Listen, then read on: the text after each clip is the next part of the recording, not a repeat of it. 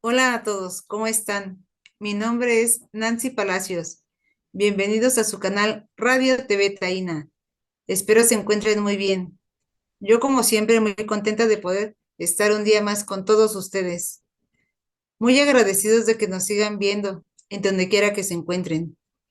El día de hoy es nuestro programa número 35 y tenemos varios ponentes. Gracias a todos ustedes por formar parte de Radio TV Taína. Tenemos con nosotros al antropólogo Rodrigo Lucena. Él es ex consejero político de la Embajada de Venezuela en México y analista internacional. ¿Es Ucrania el títere de una guerra ajena? Antes de entrar en materia, le extiendo un saludo bolivariano a toda la teleaudiencia de Radio TV Taína. Y les paso a recordar que continuamos con nuestra campaña internacional por la liberación del combatiente internacionalista y revolucionario venezolano, Ilix Ramírez Sánchez, quien se encuentra secuestrado en las cárceles de Francia. Ahí lleva 28 años. Exigimos su libertad. Bueno, pasando a materia. Bueno, Nancy, recientemente el doctor Atilio Borón nos dio a conocer una entrevista la existencia de dos documentos que nos hablan de esta confrontación. Y él allí nos decía que a través de esos documentos él sostenía pues de que el enfrentamiento entre Ucrania y Rusia no es propiamente entre estas naciones, sino es una confrontación este, solapada, oculta, de Rusia contra los Estados Unidos, la Unión Europea y el Reino Unido, que son los aliados de este capital imperial.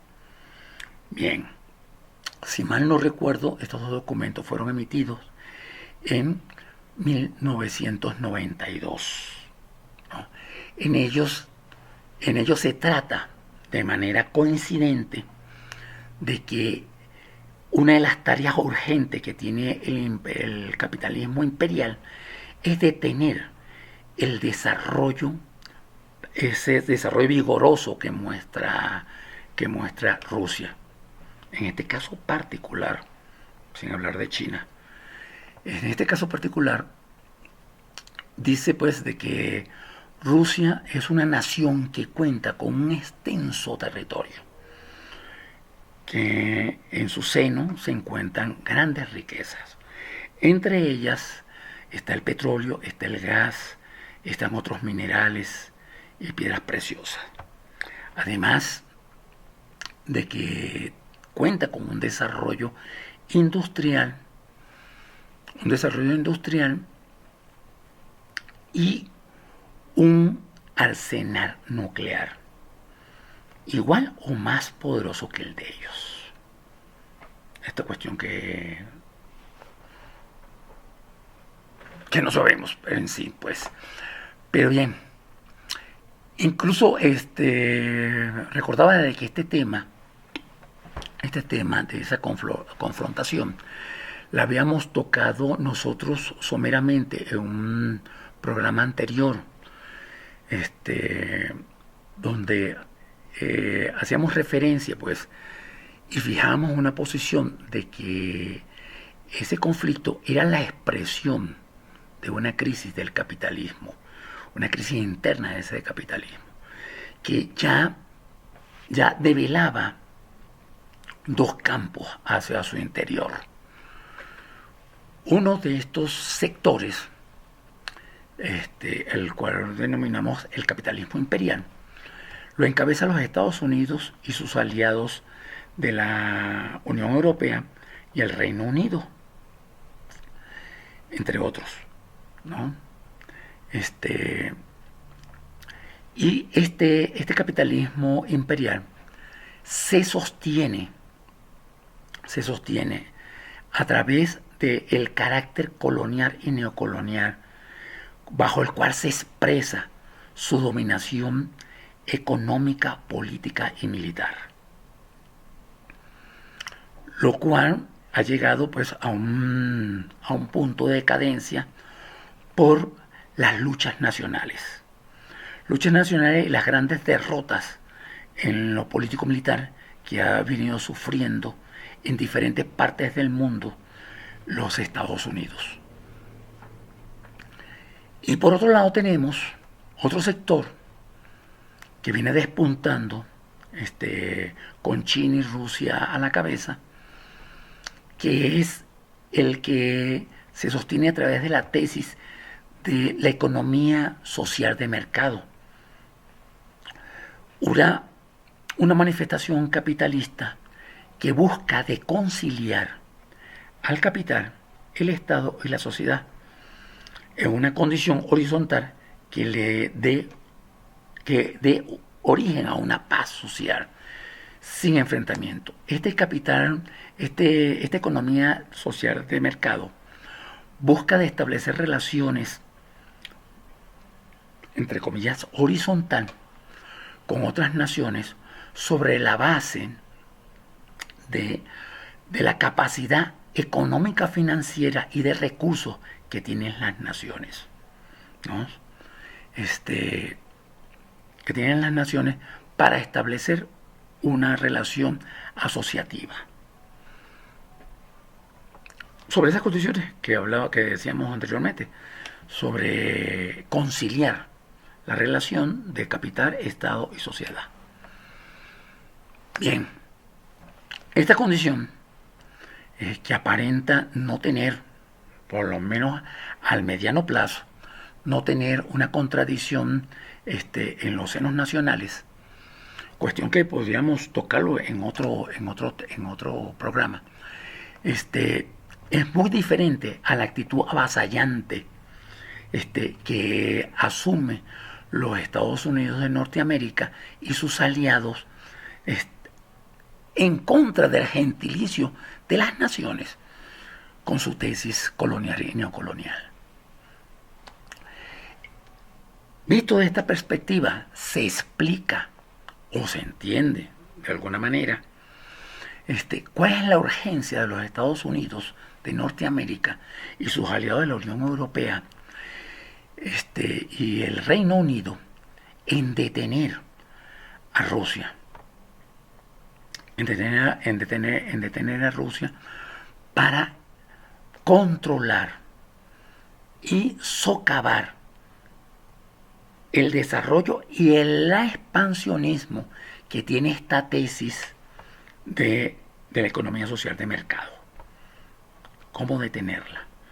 Y en este afán ha sacrificado, como bien dice la pregunta, a una nación títere como es Ucrania, llevarla al suicidio, a enfrentarse a Rusia. Yo espero que más o menos haya quedado algo claro de esto. Y en otro programa podríamos discutir las contradicciones que existen, o sea, en estas tesis reformistas que hay del capitalismo imperial al capitalismo social de mercado. Los dejo hasta otra oportunidad y me despido con un Bolívar vive. La lucha por Puerto Rico y América Latina sigue. Que viva Filiberto Ojeda. Hasta luego. Agradezco al antropólogo Rodrigo Lucena. En estos momentos vamos a ver algunos saludos de nuestros seguidores en nuestras redes sociales. Hola, soy Gerardo Suárez. Un saludo para todas las personas que hacen Radio TV Taína. A mí me gusta Radio TV Taína porque me permite conocer más sobre la historia y la lucha del pueblo de Puerto Rico. Y también porque nos ofrece una gran variedad de expresiones culturales y de análisis. A mí me gustaría ver cómo son los lugares que le dan identidad a Puerto Rico, sus calles, sus sitios históricos y los lugares donde se discuten las ideas. Saludos. Hola, un saludo a todos los integrantes de Radio TV Taina. y este es con el fin de solicitarles si en alguno de sus programas pudieran tratar sobre la adicción en los videojuegos. Muchas gracias y saludos. Hasta Amigos de pronto. Radio TV Taína, una sugerencia de aquí de su público de, de su programa. Quisiera ver si pueden poner cápsulas del buen cine y el mal cine, ya sea mexicano o extranjero. Que tengan mucho éxito en su programa. Que Dios Envío los un bendiga. afectuoso saludo a Radio TV Taína y mis más sinceras felicitaciones por tan importante programa que realiza. Enhorabuena y que continúe por muchos años. Gracias. Nos acompaña Beatriz Adriana Urrea Torres. Ella es periodista, egresada de la UNAM, con más de 20 años de experiencia laboral, con especialización en periodismo bursátil, económico y financiero. Ella es la secretaria general de Notimex. ¿Por qué inició la huelga en Notimex y no se ha solucionado? Muchísimas gracias por esta invitación y por permitirnos dar a conocer este conflicto que se lleva a cabo hoy en México. Eh, pues esta huelga inició por violaciones al contrato colectivo de trabajo y por una falta de revisión contractual y salarial. Digamos que eso es lo que jurídicamente nos llevó al estallamiento de huelga el 21 de febrero del año 2020. Sin embargo, lo que había de fondo, en realidad, lo que pasó es que la dirección, que por cierto, déjenme decirles que esta directora, que hoy está al frente de la agencia Notimex, San Juana Martínez, fue nombrada por el presidente Andrés Manuel López Obrador, perdón, llegó en esta administración y bueno, pues con la llegada del nuevo gobierno, pues es que llega esta directora. Ella llegó desde un inicio con un objetivo muy específico. ¿Cuál era este? Eliminar completamente nuestro contrato colectivo de trabajo y desaparecer al sindicato que hoy es el que lleva a cabo esta defensa. Eh, Comenzó a hacerlo, pero además lo hizo con un tema muy importante de abuso de poder, de acoso laboral para todas las y los trabajadores que estábamos ahí. Y pues de esa manera fue que nosotros decidimos hacer la defensa de nuestro contrato. Debo decirles muy brevemente que en ese momento había otra dirigencia sindical que no hizo nada por los trabajadores, simplemente nos dijeron háganle como sea porque nosotros no vamos a hacer nada. Había un dirigente sindical que estuvo al frente de este sindicato durante 17 años, que la directora cuando llegó lo señaló como corrupto y dijo que había corrupción en el sindicato y la verdad es que los trabajadores ya mostrábamos cierto descontento con esa dirigencia sindical. Entonces, cuando la dirección dijo, pues los vamos a echar porque están haciendo malas prácticas, dijimos, perfecto, eso viene muy bien para las y los trabajadores, vamos a apoyar a la directora, le dimos todo el voto de confianza, es la directora San Juana Martínez, es la primera mujer en la historia de Notimex de más de 50 años que tiene Notimex de historia en dirigir una agencia de noticias. Entonces, había muchas cuestiones positivas por las que nosotros pensábamos que iba a haber un cambio favorable para la agencia y para pues todos quienes laborábamos ahí. Desafortunadamente no fue así. La dirigencia huyó, quienes estaban al frente del sindicato huyeron. Por cierto, cabe decir que se llevaron todo el dinero de los trabajadores hasta ese momento y nos dejaron con el problema, con una dirección que claramente no quería respetar los derechos laborales, que comenzó a dejar de pagar prestaciones económicas, que no permitía que se tomaran los beneficios que daba el contrato colectivo y pues hubo una ofensiva muy grande contra nosotros, hubo despidos masivos. Debo decir que de marzo de 2019 que llegó la directora a el 21 de febrero que estallamos la huelga, es decir, en menos de un año se había corrido al 80% de la plantilla laboral de Notimex.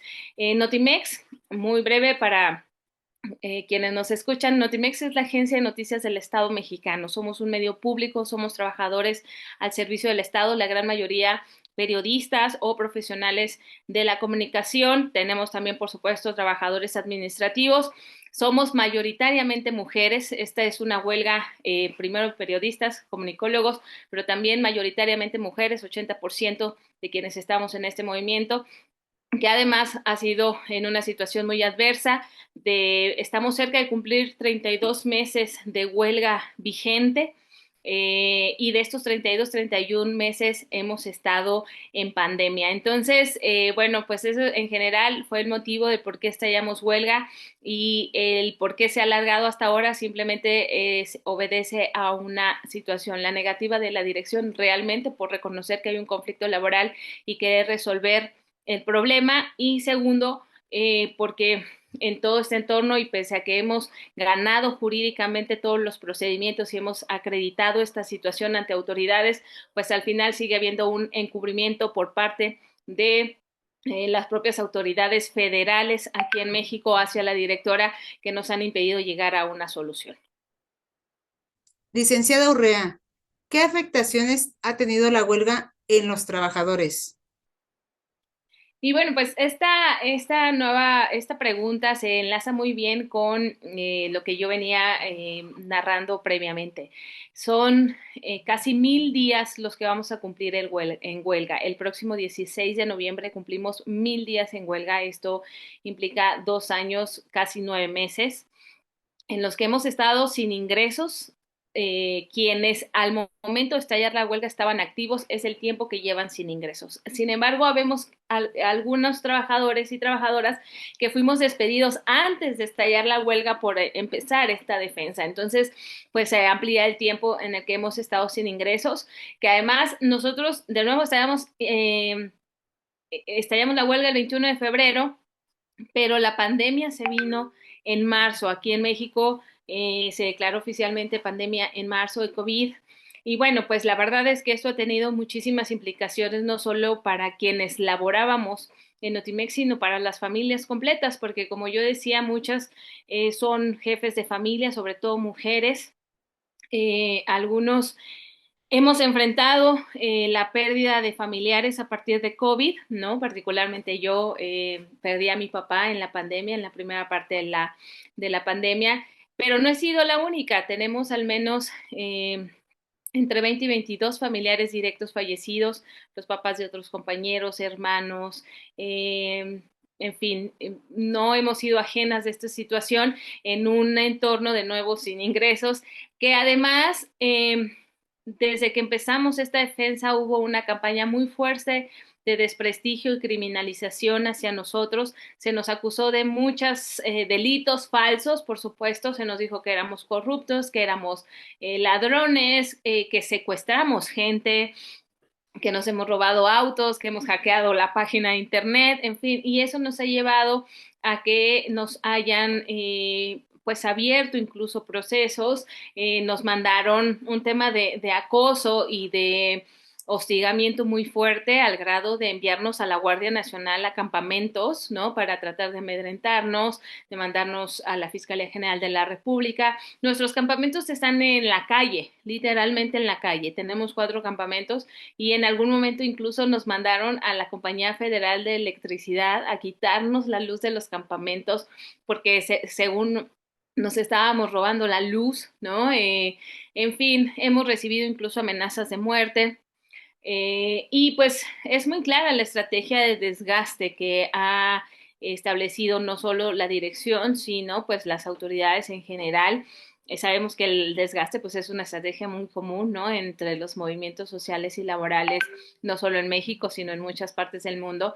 Y creemos que esta ha sido la apuesta principal del gobierno federal.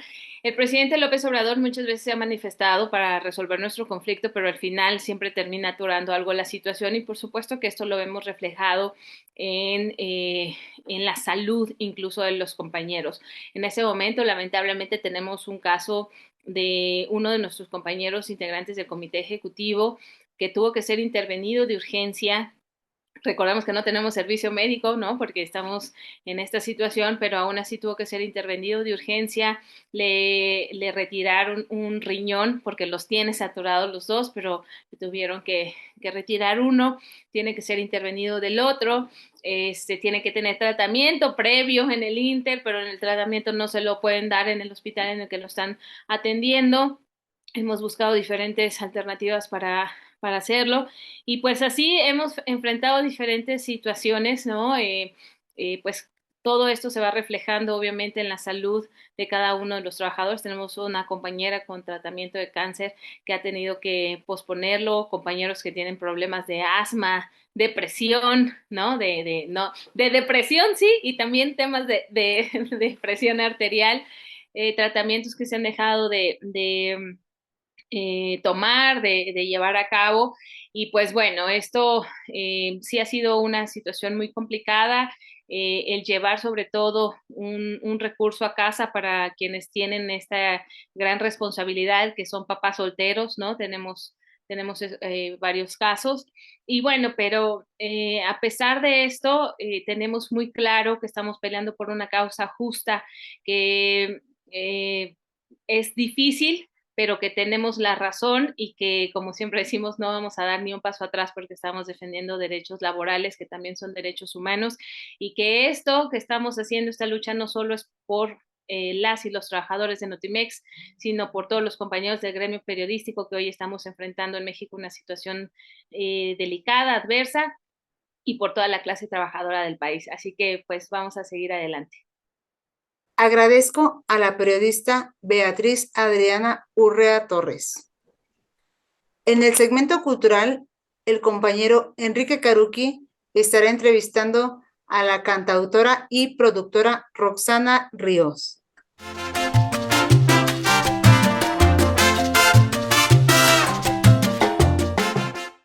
Muy buenas noches a los amigos de Radio TV Taína que nos acompañan y a los que están ansiosos esperando el segmento cultural.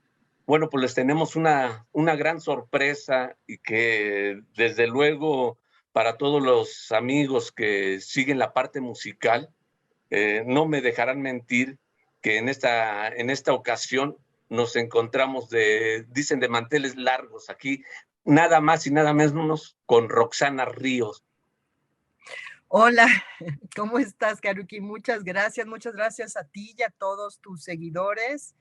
Para mí es un placer estar con ustedes, así que bueno, pues vamos a hablar un poquito sobre esta hermosa fiesta del Día de Muertos hoy. No es solamente, Roxana, no es solamente hablar de las fechas de Día de Muertos, sino queremos referirnos estrictamente, y una de las primeras preguntas es que queremos saber, Roxana, en esta área de la composición, de tu trabajo como cantautora, que quienes tengan la curiosidad de seguir alguna de tus páginas y puedan ingresar a ellas, se darán cuenta de la gran productividad y de la gran productora que es Roxana Ríos. O sea, por eso yo me atrevo a decir que estamos de manteles largos, Roxana. ¿Por qué no nos platicas un poquito quién es Roxana Ríos? Por favor, Roxana, para los que no te conocen. Sí, muchas gracias. Mira, yo soy mexicana de Veracruz, del estado de Veracruz, y desde muy jovencita comencé con la música, a estudiar guitarra y luego canto. Bueno, la vida me ha llevado por estos caminos musicales, siempre supe que quería hacer eso. Y soy compositora, entonces estuve aquí en México por ahí a finales de los 80s en un programa que se llamaba Valores Juveniles, y te acordarás, ahí tuve uno de los primeros lugares. Bueno, mi vida dio muchos vuelcos, llegué hasta España y empecé a grabar mis discos. Tengo 6 discos, 6 producciones, autoproducciones, yo las hice. Primero con Tony Carmona, luego con un productor acá que se llamaba Andrés Lores, luego Mariano Pérez. Y bueno, son 6 discos bastante variados de composiciones mías, y en algunos momentos también meto clásicos de México. Y bueno, pues mi carrera ya de más de 35 años en los escenarios, pero También hago podcast, también hago programas en YouTube, o sea que soy de todóloga. Si se meten a mi página roxanario.com pueden saber un poquito más y conocer todas mis producciones. Sí, Roxana, claro que fíjate que yo ya te conozco de hace algún tiempo, nos conocemos, no habíamos tenido oportunidad de vernos o de estar juntos como en este momento, ¿no? Sí. Pero en verdad es un placer, Roxana, porque conozco parte de tu material musical, estrictamente, y bueno, de otro tema que estaremos hablando en nuestra siguiente partecita que vamos a platicar contigo.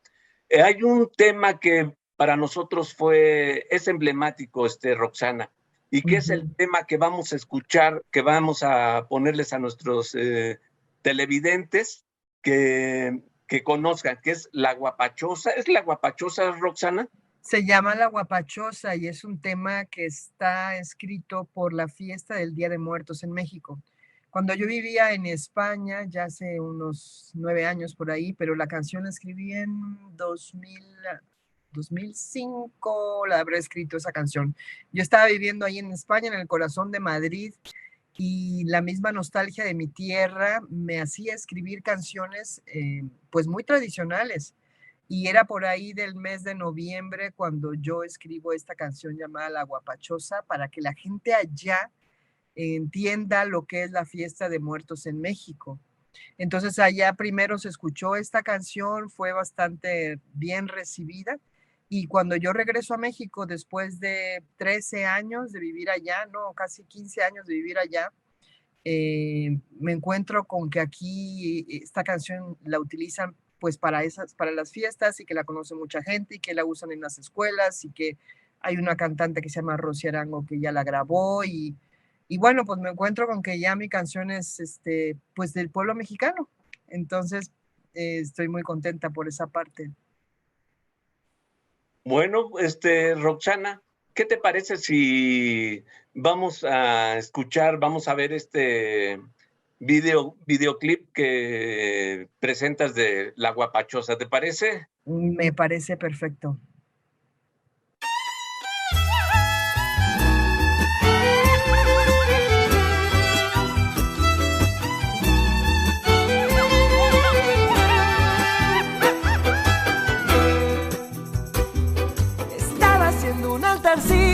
El 1 de noviembre con su flor de cempasúchil y lo que le hacía feliz. Y al poner su retratito vino un aire de la nada, mi piel se puso chinita, me dejó muy asustada. Guapachosa la Catrina que con el viento se entretiene, que viene y va, que va y que viene, que viene y va, que va y que viene. Guapachosa peloncita que con el viento se entretiene, que viene y va, que va y que viene, que viene y va, que va y que viene. No me andes dando sustos, ya te puse tus velitas, te he puesto tus flores, tu virgencita, te di tu molito, tus tortillitas, tu cigarrito, tu tequilita. ¿Qué más quieres, Catrincita? Yo creo que quieres cantar. Que vas, que vienes y vas. Que vas, que vienes y vas.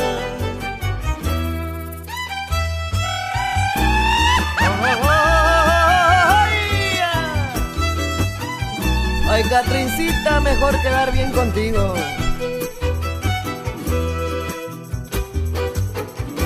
Guapachosa la Catrina que con el viento se entretiene, que viene y va, que va y que viene, que viene y va, que va y que viene. Guapachosa peloncita que con el viento se entretiene, que viene y va, que va y que viene, que viene y va, que va y que viene.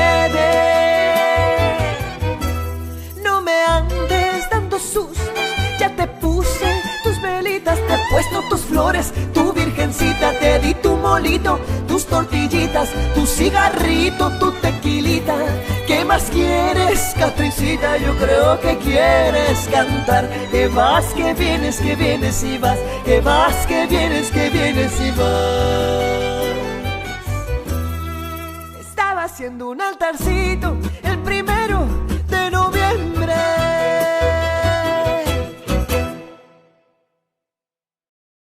Ok, esperemos que...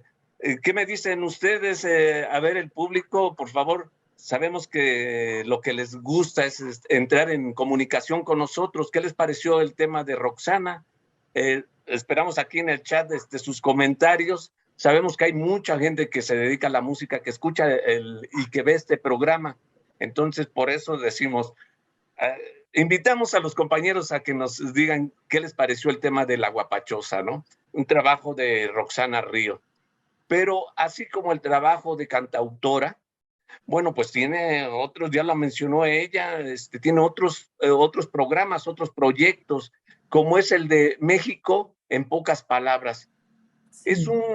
Yo he podido ver varios de los programas de México sin palabras, y bueno, pues es parte incluso de lo que Radio TV Taína está pretendiendo impulsar temas históricos, personajes históricos, recuperar esa memoria histórica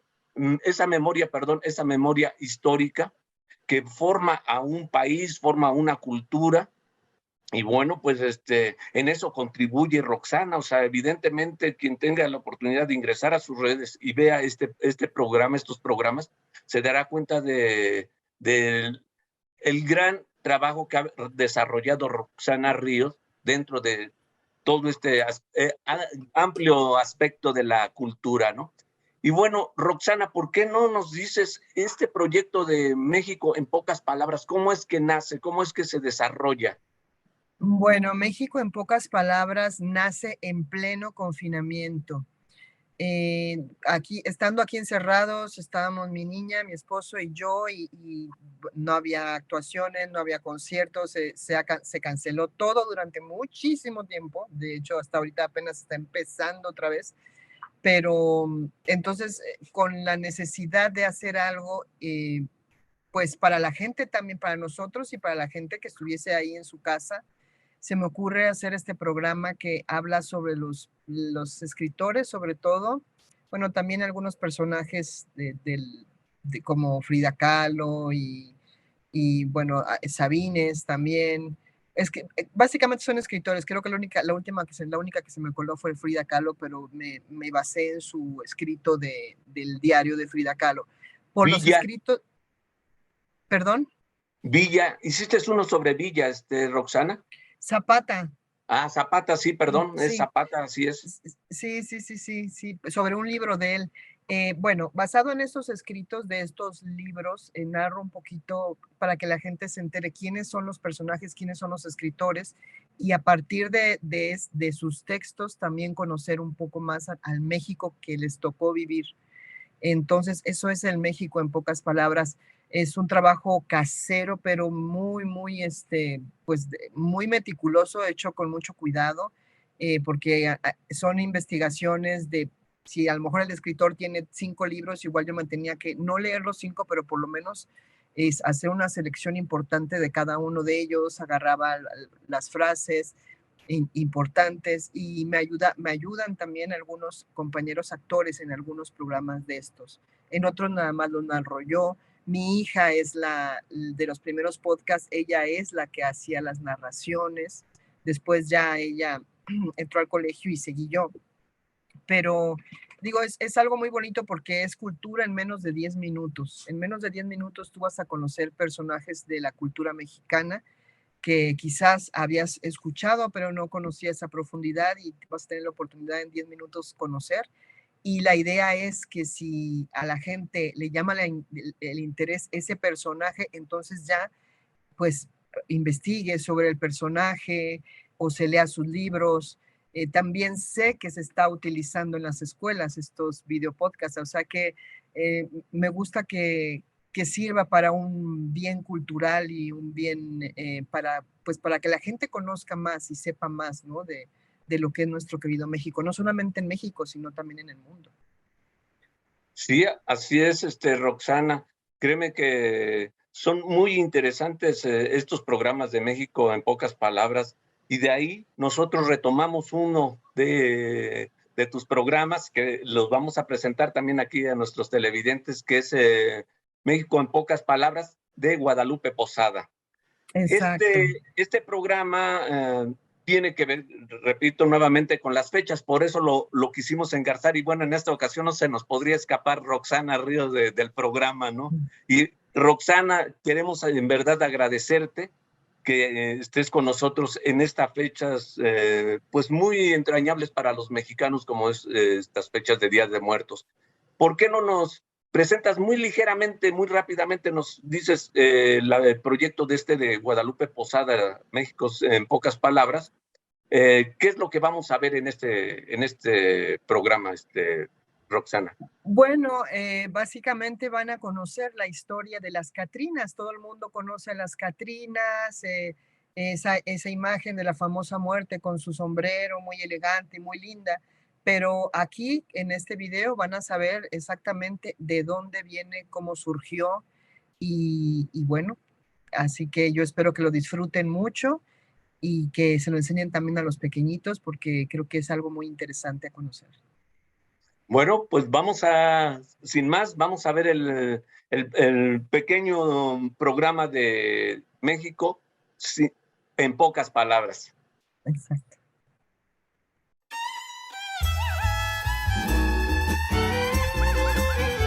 México en pocas palabras.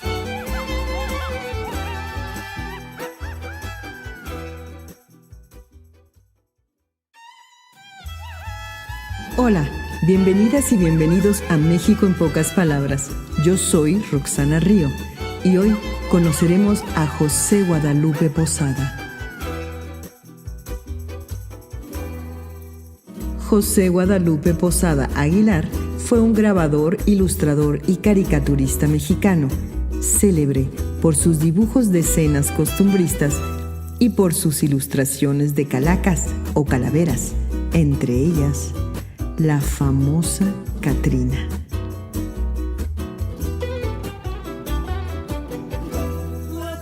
La modestia de José Guadalupe Posada lo hizo no disfrutar de su fama en vida, pero su gran arte ha trascendido a través de los años, llegando a ser reconocido tanto como Diego Rivera o Picasso.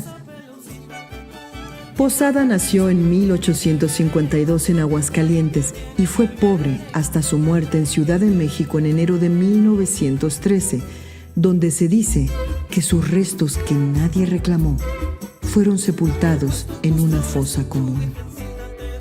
Sin embargo, la riqueza de su arte nos dio el tesoro de inmortalizar a la muerte. José Guadalupe Posada retrataba genialmente la realidad cotidiana de los mexicanos de aquella época, a quienes dibujaba como calaveras, actuando como gente común. Posada fue el genial creador de la calavera garbancera, que más tarde fuera representada y rebautizada por Diego Rivera como la Catrina. El grabado de la garbancera representa una burla de los indígenas enriquecidos en el Porfiriato que despreciaban sus orígenes y costumbres copiando modas europeas. Diego Rivera, quien era un gran admirador de Posada, decidió autoproclamarse como hijo de Posada y de la garbancera en su mural Sueño de una tarde de domingo en la Alameda.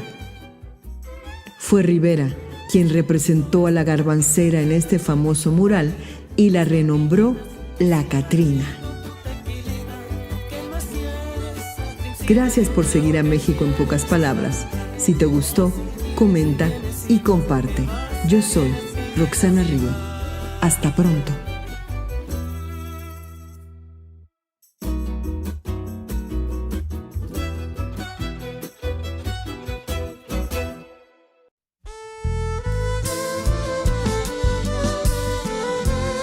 México en pocas palabras. Una producción de Roxana Río. Ok, bueno, pues en verdad, nosotros siempre dijimos que no se nos podía escapar Roxana en estas fechas. Roxana, es un gusto el haberte tenido en este programa. Esperamos que puedas volver a contribuir con nosotros en otro momento, quizás más en la cuestión musical, en la cuestión de interpretación. Yo escuché por ahí algunas cosas tuyas, híjole, me parecen magistrales, o sea, la manera de interpretar algunos temas.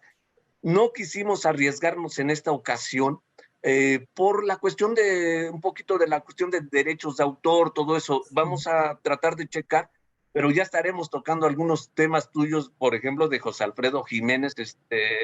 En verdad, es un gusto escucharte cantar esos temas, ¿no?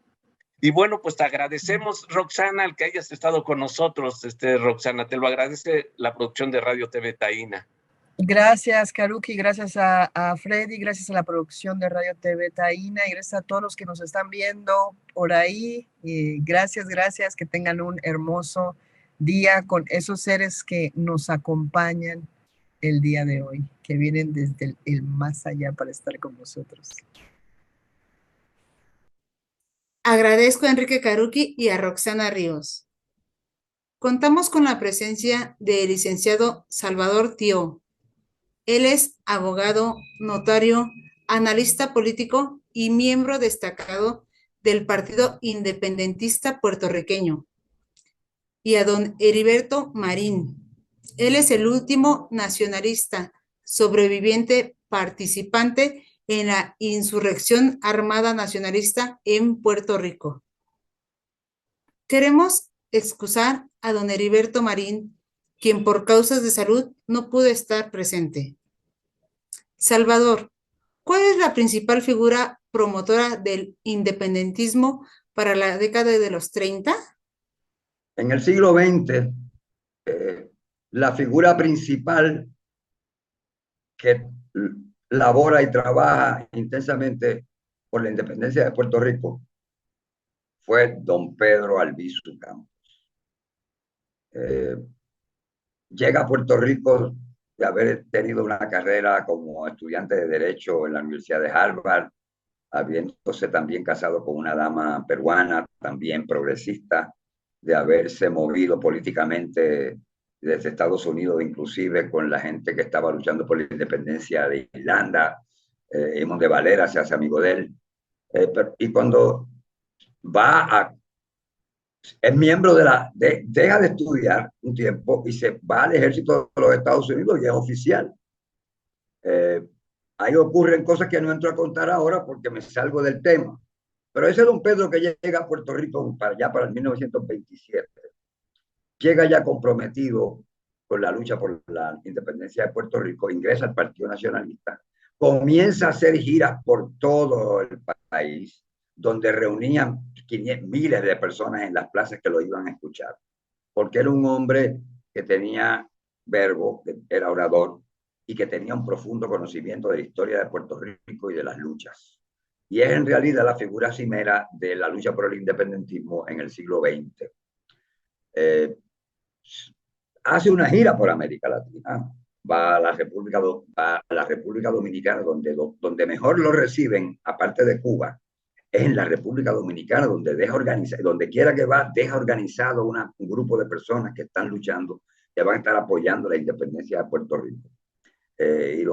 Y se va a Cuba, donde le dan un gran recibimiento.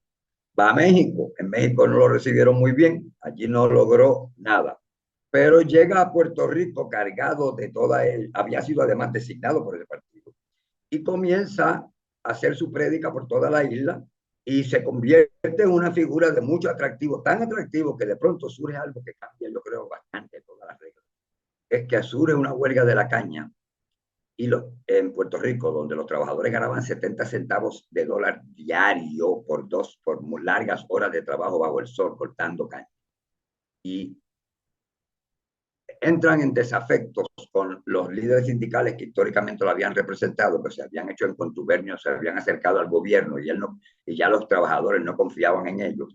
¿Y en quién confían? En don Pedro Albizu Campos. Entonces ya don Pedro Albizu Campos aunque su prédica era muy amplia, ya no se es visto meramente como una persona que está a favor de la independencia de Puerto Rico, que es nacionalista y que es vibrante y que es radical, sino que ya en este caso está poniendo en jaque y afectando los intereses económicos principales de los Estados Unidos en Puerto Rico, que era donde la inmensa mayoría de los varones trabajaban, que era cortando caña, ganándose salarios de miseria. Y ahí van a donde don Pedro, en la huelga del 1934, y él asume la dirección de la huelga en el sentido de que es el que los asesora y es el que ayuda a activarlos.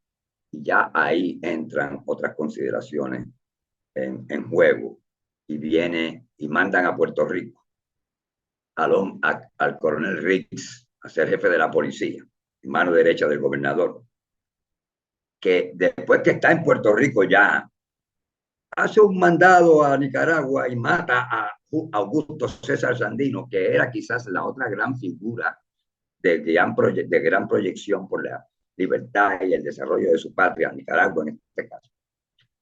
Y regresa a Puerto Rico y sobreviene la masacre de Ponce, que nunca se entendió que era una masacre hasta que vino Arthur Garfield Hayes de Estados Unidos y celebró unas pistas públicas. Era el director de la American Civil Liberties Union en Nueva York. Y vino aquí, hizo una pista pública y de esas pistas públicas salió a relucir lo que la prensa no había puesto y lo que se había difundido en sentido contrario. Es que en realidad allí no era una, que los revoltosos no eran los nacionalistas, que era que la policía había abierto fuego contra personas que no estaban armadas y mataron bastante gente en Ponce en esa ocasión. A don Pedro lo mandan a la cárcel pocos años después. Ya en el 1937, después que le celebran un juicio fabricado, amañado, lo envían a la cárcel y no regresa a Puerto Rico hasta el 1947.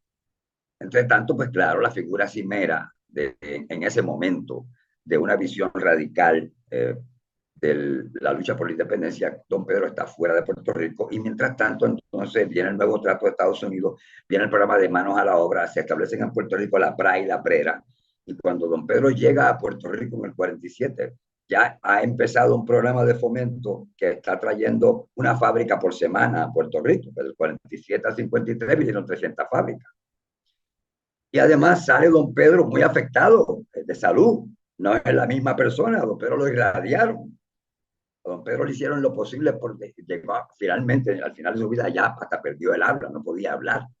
Y claro, todo esto se ocultaba. Pero entonces en esa segunda etapa se desarrolla la insurrección, que es lo que estamos celebrando esta semana, que fue la insurrección del 30 de octubre en Jayuya, que es como el grito del Ares del siglo XX. El grito del Ares había sido la insurrección de Puerto Rico con Ramón Emeterio Betance y todo el liderato puertorriqueño que estuvo ahí, y eso es sofocado. Y luego entonces venimos hacia el final con que se reabre la lucha con la insurrección que se empieza a dar y luego se confina en el 1950, etapa que también trae unos bemoles que luego discutiré con ustedes en la segunda parte de esta presentación. Licenciado Tío, ¿qué ocurre en la década del 50 con la insurrección que se da en Puerto Rico y Estados Unidos? ¿Y cuál es su importancia? Cuando regresa a Puerto Rico don Pedro, como estábamos hablando, a pesar de que él no había estado, había un partido nacionalista todavía, un partido que además había concurrido en un momento a las elecciones y que tenía un amplio apoyo. Pero en el interín comienza todo este proceso que ya mencioné, pero surge de nuevo esta insurgencia, y la insurgencia no se limita a Jayuya y a Arecibo y a Utuado y a los pueblos, sobre todo en el centro de la isla. Se da también en Washington y se da en San Juan, Fortaleza, porque va un comando a justiciar al gobernador de Puerto Rico. Cuando se regresa a Puerto Rico, en esa época hay un jovencito que participa en la insurrección. Ese jovencito ya no es tan jovencito, tiene 90 y pico de años, pero sigue activo en la lucha, y es don Heriberto Marín, que iba a acompañarme en esta grabación, ya que participó en en esa insurgencia del 50, pero está afónico y me pidió que no, me indicó que no podía venir, así que lo excuso. Pero en otra ocasión espero que tengamos oportunidad de compartir con él. Cuando llegan a Puerto Rico y asesinan a Riggs, lo ajustician y matan a Beauchamp y Rosado, y luego Oscar Collazo y Griselio Torresola. Y Griselio Torresola es una de las personas principales, y también Oscar en Nueva York.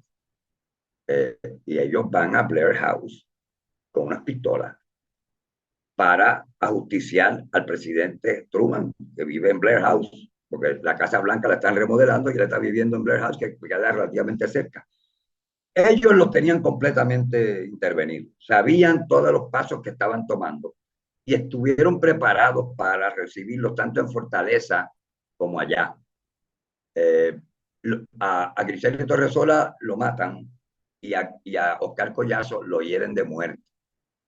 De hecho, le imponen la pena de muerte, pero se desata y se desarrolla una campaña internacional a favor de la conmutación de la pena de muerte de Oscar Collazo, que era un hombre de carta cabal, una de estas personas del Partido Nacionalista, que al igual que Griselio, que eran personas sin tacha, gente íntegra, comprometida, dispuesta a dar su vida por la patria.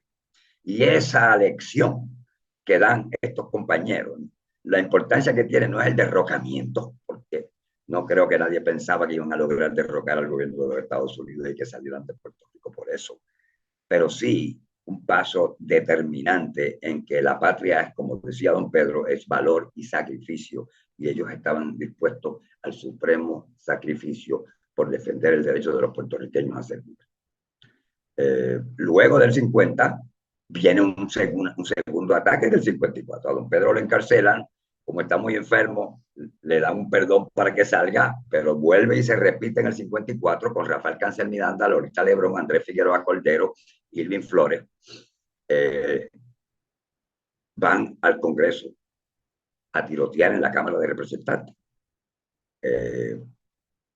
Y eso les vale a ellos 29 años de cárcel a Oscar Collazo y 25 años de cárcel a los 4 nacionalistas. Uno de ellos, Andrés, muere antes y en Puerto Rico se celebró su entierro antes de que cumplieran. Los otros salieron a los 25 años. Porque la campaña internacional que se fue montando y el apoyo que hubo a ellos, pero tuvieron años mucho en la cárcel. Y cuando regresaron, siguieron abogando por la causa de la independencia, Lolita Lebrón notablemente, y Oscar también. Y a Oscar lo conocí muy personalmente porque vivió en mi casa en Nueva York cuando salió un tiempo, en la casa de nosotros, su sobrina, que era mi esposa, y él se vino a vivir con nosotros un tiempo. Y la verdad es que soy testigo de primera fila de ver el calibre y la calidad humana y la entrega y el sacrificio, la disposición al sacrificio, la seriedad. Era un soldado. Si te decías a las 6, a las 5 menos cuarto estaba allí. Era un hombre de una gran disciplina que había tenido. Era una de las personas ejemplares. Y si algo el nacionalismo, que estamos celebrando su gesta, no porque haya tenido éxito y seamos libres, Puerto Rico sigue siendo una colonia, pero el nivel de desarrollo de conciencia popular que se dio en Puerto Rico gracias a ellos y a su disposición al sacrificio es parte de lo que ha ayudado a alimentar en Puerto Rico que Puerto Rico, a pesar de más de 120 años de colonialismo, de intención de imponernos una lengua, de asimilarnos, de controlarnos, Puerto Rico sigue siendo Puerto Rico y eso no lo puede negar nadie. Ya ha podido participar en muchos renglones de la creación y del desarrollo humano, en las artes, en las ciencias, en el deporte y en la vida espiritual. De manera que la gesta del Partido Nacionalista, la gesta de don Pedro, tanto como la de Bertance en el siglo XIX, son las que hacen que ese bautizo de sangre de puertorriqueños dispuestos a dar la vida por la patria hayan logrado que en la mente de los puertorriqueños esto sea algo fundamental. Y en este momento el independentismo en Puerto Rico está creciendo de nuevo. Ya la gente va entendiendo mucho mejor que el cuento que les hicieron era fatulo, que Puerto Rico en realidad iba a ser es un país completamente dependiente y vamos a la libertad, y ellos son señal de victoria para nosotros e inspiración en la lucha futura. Agradezco al licenciado Salvador Tío. Si este video les ha parecido informativo, recuerden dejar un me gusta, recuerden suscribirse si no lo están y que activen la campanita de notificaciones. Seguimos recibiendo sus comentarios en nuestras redes sociales, así como también agradecemos sus llamadas telefónicas y sus mensajes por WhatsApp. Quiero agradecer en la producción técnica y edición a Freddy Vadillo. En la producción ejecutiva a Juan Antonio Papo Castillo Postmortem, a Rodrigo Lucena, a Enrique Caruqui y a Ramón O'Neill. Colaboradores Elda Carreño, Belén León, Enrique Aguilar y a Raúl Pérez Ríos. En el diseño gráfico a Anita Avilés. Reciban un fraternal saludo de su amiga Nancy Palacios Ortega.